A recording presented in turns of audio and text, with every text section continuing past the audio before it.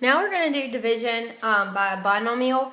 And before we do that, I want to remind you about long division.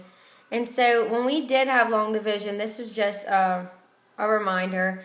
You ask yourself, how many times will 4 go into 3? It won't. Well, 4 will go into 38 9 times, and you said 9 times 4 is 36. Then you subtracted, and you had 38 minus 36 is 2. And then you brought down your next number. And then you ask yourself again, 4 will go into 21 how many times? 5 times. 5 times 4 is 20. And you subtracted, and this last number was called your remainder.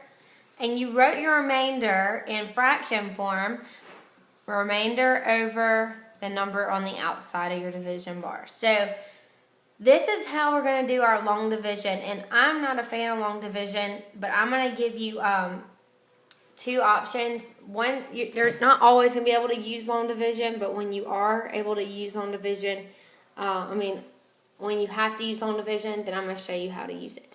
And the things to remember about dividing a binomial, you always want to make sure the polynomial is in descending order. Remember, that's the biggest exponents first, and then it goes down until you get to your constant term, and there are no missing terms. And we'll talk about that when we actually get to one that actually is not in descending order or missing terms. But these are the two things that we need to look for every single time. And when you're looking for these two things, you're always looking at that top number to make sure that it's in descending order and there's no missing terms. For the bottom number, we just put down x plus 5 on the outside of our division bar. And then I'm going to write x squared plus 2x plus 10. And remind yourself what descending order is. X to the second, then you have x to the first, and then you have your number. The no missing terms means it doesn't jump from x to the second to a number. It has all the parts, x to the second, x to the first, and then my number in order. Alright, this is how we do our long division. So we're going to ask ourselves, what can I multiply times this number on the outside? What can I multiply times x to give me x squared? Well, I can multiply x times x to get x squared. So when I multiply x times x, you're kind of doing like a distributive property. Just like when we had up there, we said 9 times 4 is 36. We multiplied. We're going to multiply x times x is x squared. And I'm going to do my little division, distributive property line. So x times x is x squared. X times 5 is 5x. Okay? So I asked myself again, what times x is x squared? And it was x. X times x is x squared. X times 5 is 5x. Now when you multiply x times this, you must get that leading term. If you don't get the leading term, something is wrong. Okay? That's why you ask yourself, what can I multiply to get that? Because you want the next thing to happen. Remember, you subtract next. And when you subtract a polynomial, you change every sign behind it. So this is going to be a minus, and this is going to be a minus. I'm subtracting. Your first term will always cancel out.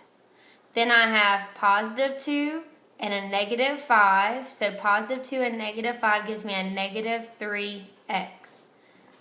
Bring down the next thing, the plus 10. And you ask yourself again, what can I multiply times x to give me negative 3x? Well, I can multiply negative 3 times x to get negative 3x.